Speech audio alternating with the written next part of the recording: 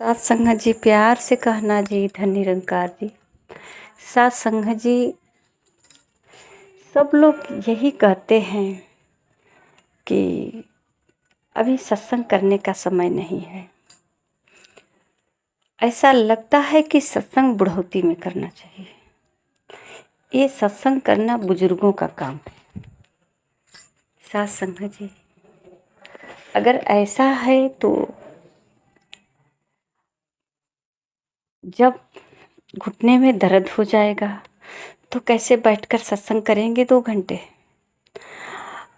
और जब कान से कम सुनाई देने लगेगा तो सही ढंग का बात भी नहीं सुन पाएंगे, ज़्यादा देर तक कहीं बैठ नहीं पाएंगे, बुढ़ापे का असर जो आ जाएगा।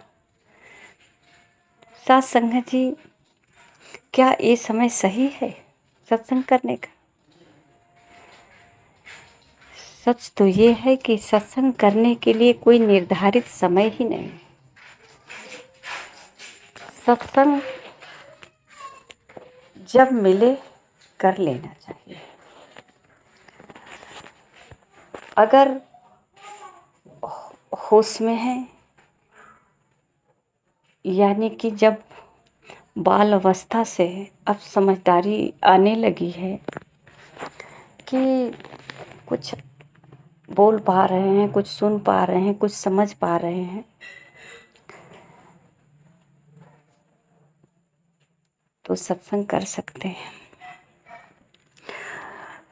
खास तौर से बच्चों को इस तरह इसलिए बैठाया जाता है सत्संग में कि जो बच्चे सुनेंगे, देखेंगे करते हुए, वही जो है करेंगे।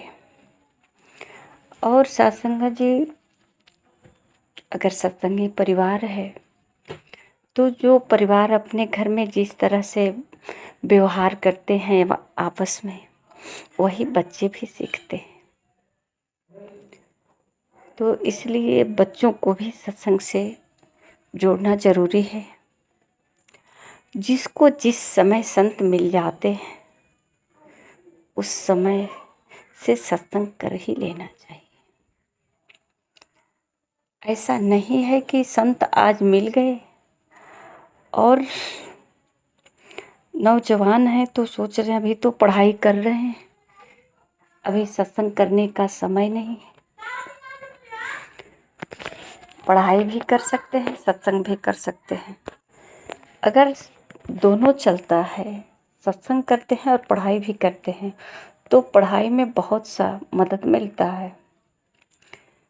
पहला मदद मिलता है कि समय से स्कूल जाएंगे, कहीं इधर उधर भटकेंगे नहीं, और हमारा जो है रेगुलर स्कूल चलता रहेगा।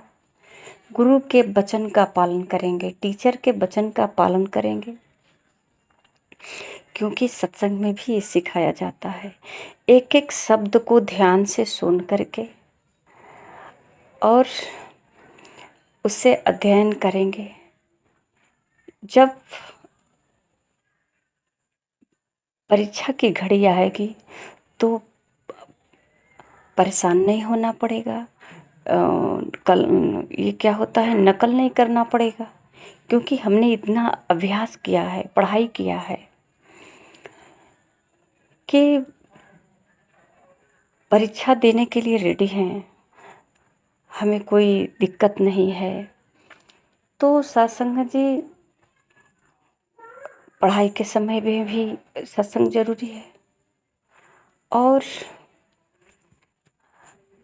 सर्विस कर रहे हैं तो उस वक्त अगर मिल जाता है सत्संग करने का अवसर तो बीच बीच में सत्संग भी कर लेते हैं। अगर सर्विस में, कोई भी सर्विस हो, टीचर हैं, डॉक्टर हैं, मास्टर हैं, या जो भी हैं, तो जिस ऑफिस में हैं, जिस वर्कर के साथ हैं, जिस साहिब के साथ हैं, सबसे बात करने का तौर तरीका, सबके साथ सहज भाव से रहने का तरीका, सबके साथ अपनी अस्तित्व को समझते हुए सबके सामने व्यक्त करने की तरीका, सब कुछ ध्यान में रहता है। मैं कौन हूँ, मुझे क्या करना चाहिए, मेरा कौन सा रोल है। मैं एक मास्टर हूँ तब तक जब तक स्कूल में हूँ। घर जाकर फिर मैं वही घर के किसी का भाई, किसी का पिता, किसी का पति, किसी के बेटे, ये सारे रोल को एक साथ कैसे निभाना है। स्कूल में अगर हम टीचर हैं तो बच्चों को किस तरह से पढ़ाना है, क्योंकि ये बच्चे का भविष्य टीचर के हाथ में होता है। इनकी भविष्य बनाना है। माता पिता ने इस टीचर के ही भरोसे बच्चे को स्कूल छोड़ा है। माता पिता एक विश्वास रखा है कि मेरा बेटा स्कूल जाएगा। वो समय समय पर फीस भी भरता है और समय समय पे बच्चे अपना स्कूल में आकर के समय देता है।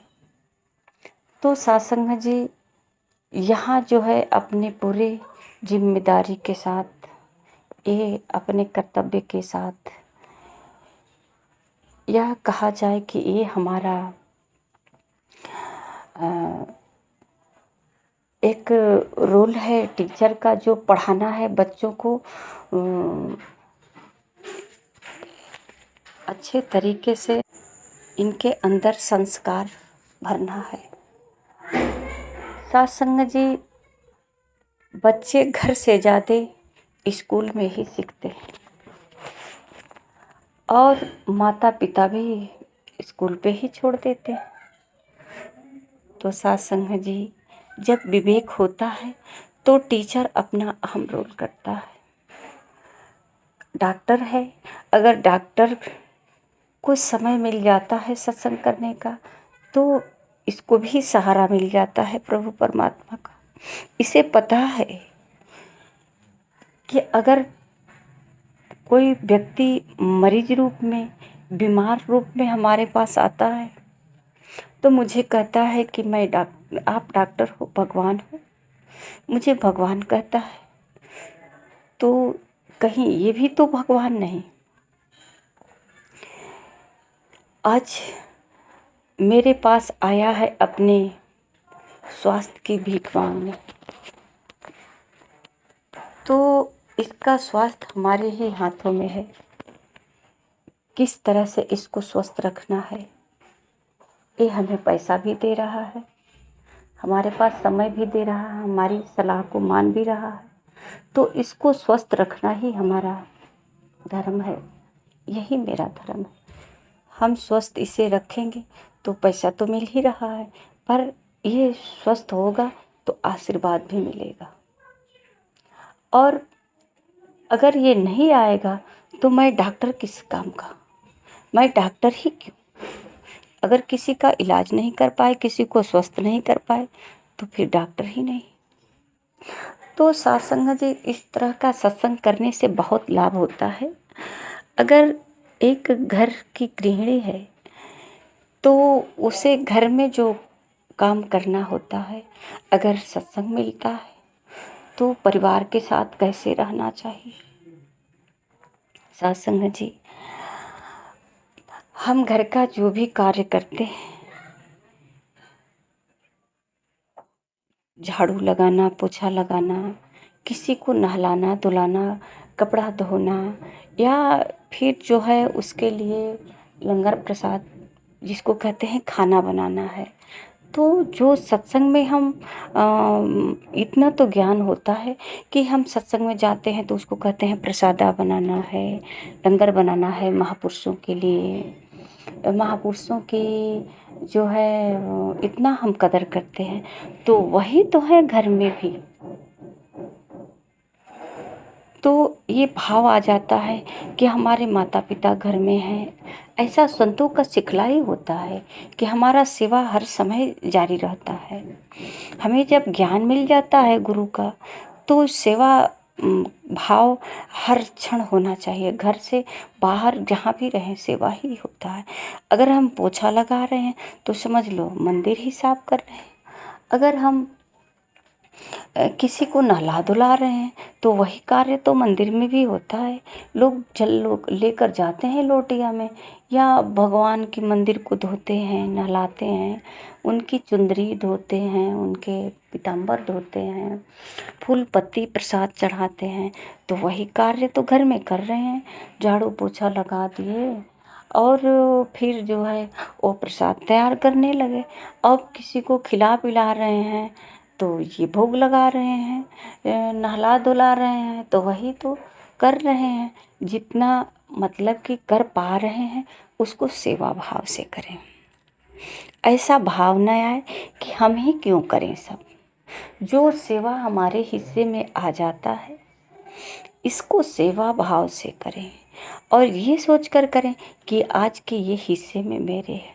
जैसे अगर कुछ हमें पदार्थ मिल जाता है या सुख हमारे हिस्से में किसी दिन ज़्यादा मिल जाती है, खुशियाँ मिल जाती हैं, तो कहते हैं कि सबसे ज़्यादा खुशियाँ हमको मिली है और हमको मिलना चाहिए। तो ये सत्संग जी इसी प्रकार होता है। ये खुशियाँ जो मिलती है सेवा के बाद ही मिलती है खुशी। हम किसी को खुशियाँ देंगे तो हमको खुशियाँ मिलेगा। ये तो यही रिटर्न होकर वापस आता है ना, ये डबल होकर आता है। तो आइए सत्संग जी, सत्संग करने के लिए मतलब कोई समय नहीं होता है। सत्संग अगर हमें मिलता है तो हमारा जीवन हमेशा आसान हो जाता है और किसी समय भी कहीं भी ये सत्संग का प्रभाव हमारे ऊपर असर दिखाता रहता है। सत्संग जी बोलने का तरीका, चलने का तरीका, किसी के बीच रहने का तरीका, ये सब सहज होता है और जो है किसी के साथ हमें कोई ऐसा जैसे बोरियत महसूस नहीं होता है।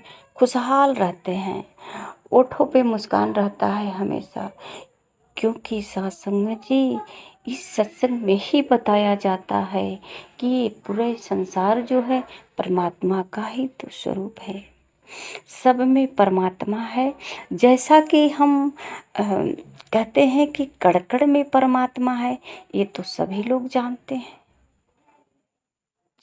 हैं या केवल सुनते और मानते हैं। परमात्मा कड़-कड़ में है, परमात्मा पत्ते-पत्ते में है, तो सिर्फ कहने तक सीमित नहीं, ये देख लेते हैं। सत्संग में दिखाया भी जाता है कि परमात्मा देखो कड़-कड़ में है। कहा जाता है ना कि जा पर कृपा राम की होई, ता पर कृपा करे सब कोई। सत्संग जी ये तो परमात्मा सब में है, कड़-कड़ में है। तो सबसे अगर हमको प्यार मिलता है तो ये परमात्मा की कृपा है। अगर हम सबसे प्यार करते हैं तो ये भी परमात्मा की कृपा है। तो सत्संग जी रही बात सत्संग की कि सत्संग करने की समय की बात है, तो सत्संग हम किसी भी समय कर सकते हैं और सत्संग के लिए प्रयास यही रखें कि हम समय निकाल लें। जिस तरह से काम चाहे जितना भी हो, बिना हम खाए पिए काम नहीं कर सकते। जैसे हम वो खाने के लिए समय निकाल लेते हैं, नहाने के लिए समय निकाल लेते हैं, उसी प्रकार सत्संग के लिए भी समय ज़रूर निकाल लेना चाहिए। ये मेरे जीवन का एक हिस्सा कहा जाए या कहा जाए कि ये अनिवार्य है। जैसे भोजन करना सत्संग जी स्वास्थ्य के लिए अनिवार्य है, नहाना शरीर को स्वच्छ रखने के लिए अनिवार्य है। स्वस्थ रखने के लिए भोजन, स्वच्छ रखने के लिए नहाना, तो शुद्ध मन को शुद्ध रखने के लिए सत्संग जरूरी है। क्योंकि ये मन संसार में विचरण जो करता है तो अशुद्ध हो जाता है। किसी के प्रति घृणा का भाव हो जाता है, किसी के प्रति नफरत, किसी को कुछ न कुछ हमेशा कमियां निकालता है। तो इन सब में जो है ये इतना अशुद्ध हो जाता है, ये मन जो है इतना अगर कहा जाए कि जिस तरह शरीर रोगी हो जाता है तो इसको कुछ अच्छा नहीं लगता। चाहे कितने सुंदर से सुंदर पकवान दिया जाए तो कहेगा हमें अच्छा नहीं लग रहा है, क्योंकि उसका स्वास्थ्य ठीक नहीं होता है, बीमार कहा जाता है। साथ संगत जी उसी प्रकार जो है जब इंसान के मन में जब इस तरह की बीमारी लग जाती है तो उसे कोई अच्छा नहीं लगता। उसके मन में हमेशा जो है किसी न किसी के प्रति कोई न कोई एक कमियां जो है निकालने की आदत बन जाती है। और यही अवगुण है, ये अवगुण इसके लिए घातक हो जाता है। कहीं कहीं तो सासंग जी उसे इसका परिणाम मिल जाता है कि हम किसी को कहते हैं तो सही नहीं है, तो ठीक नहीं है, तो वो सही नहीं है, ठीक नहीं है ऐसा कहते हैं, तो फिर उसे पता चलता है तो वो दोनों के बीच लड़ाई हो जाता है कि तू कौन होता है मुझे कमी निकालने वाला। तो सासंग जी अगर जिसके अंदर ये गुण होता है कि वो किसी में गुण निकाल ले तो उससे किसी से लड़ाई नहीं होती है, क्योंकि वो तो सबके अंदर से कुछ न कुछ गुण ही निकाला है। क्या बात है, बहुत इस तरीके का इसके अंदर प्रभाव है। वो सब सिर्फ जो है प्रभाव दिखता है कि इस पर जो है संसार की प्रभाव हो या सत्संग की प्रभाव हो, ये सब जो है परमात्मा का बनाया हुआ तो है। अगर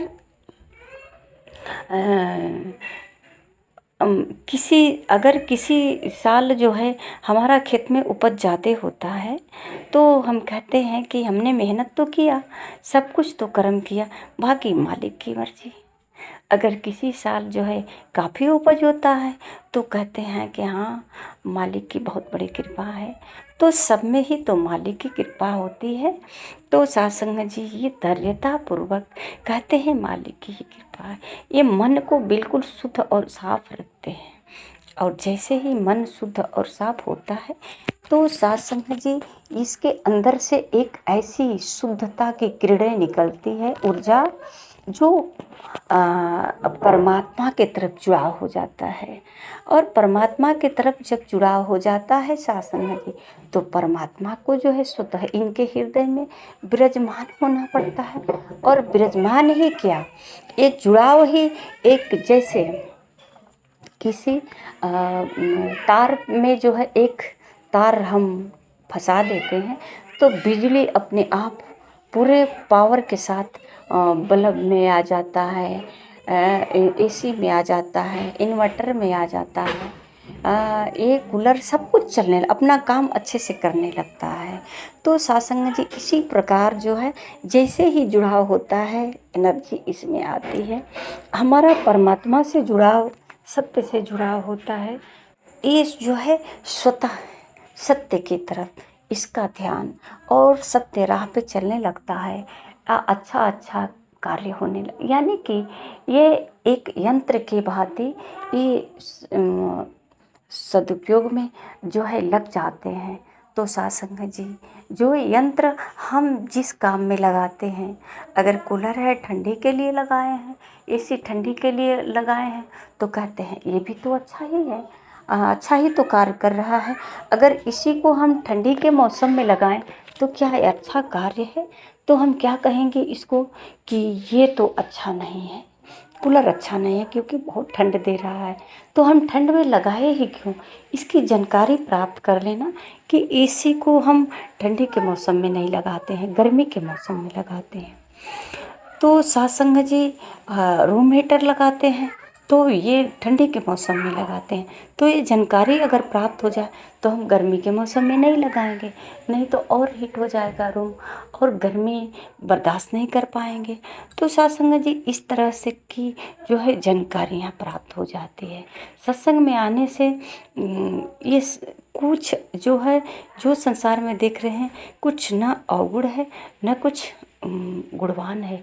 सब जो है समय समय पर गुणवान है और अवगुण है। ये हमको प्रयोग करने का जो है ज्ञान होना चाहिए।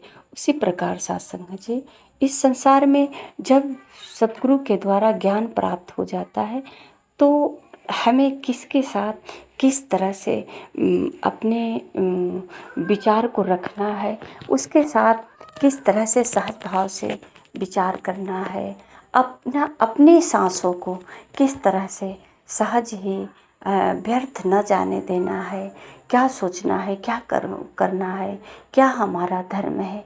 जो हम कहते हैं हिंदू मुस्लिम सिख ईसाई, इसके लिए जो लड़ रहे हैं, क्या यही धर्म है? तो सत्संग जी ये सत्संग के द्वारा पता चलता है कि जी नहीं, ये धर्म नहीं है। ये मानव का धर्म क्या है? ये मानव का जो धर्म है, मानव अपने धर्म को छोड़ करके ये हिंदू मुस्लिम सिख ईसाई धर्म को पकड़ लिया कि मैं हिंदू हूँ, मैं सिख हूँ। इसीलिए लड़ते लड़ते अपने अधर्म को जाने बगैर झूठी जो है जाति मजहबों में फंस जाता है। ये जो जात यहाँ पे स्वयं समाजों के द्वारा बनाया गया, जो एक हमने उसको उलझन में कहा जाए कि एक ये हमारे लिए एक दीवार बन गया कि ना तो हम किसी से मिल पा रहे हैं, न किसी से प्रेम कर पा रहे हैं, न किसी को हम अपना कह पा रहे हैं। ये सारे के सारे बट गए, कोई जातिवाद में बट गए, ये कोई धर्मों को लेकर बट गए, कोई नस्लों को लेकर बट गए। तो सत्संग जी संत महापुरुष कहते हैं कि सब के सब एक हैं, कोई पराया नहीं है। हम सबसे प्यार कर सकते हैं, सबसे अच्छे से बात कर सकते हैं, सबकी सेवा कर सकते हैं, सबके साथ सहज जीवन जी सकते हैं। ये बात जो है सत्संग में ही बताई जाती है। सत्संग में ही हमको जीवन जीने की कला सिखाई जाती है। मानव जीवन पाने से क्या होता है?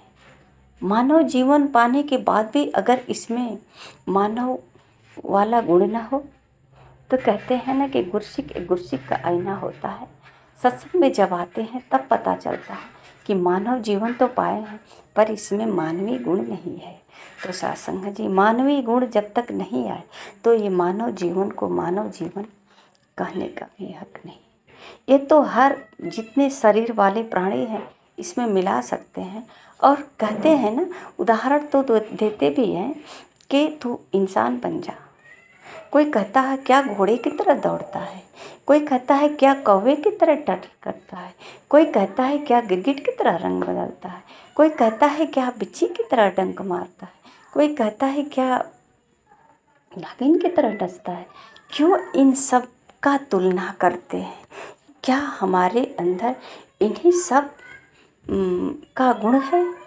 इसलिए कहा जा रहा है मानवीय गुण नहीं है, मानव बनने की बात कही जा रही है। आइए सत्संग जी, सत्संग में मानव बनाया जाता है, मानव का गुण दिया जाता है। सत्संग जी प्यार से कहना जी। धन्यवाद।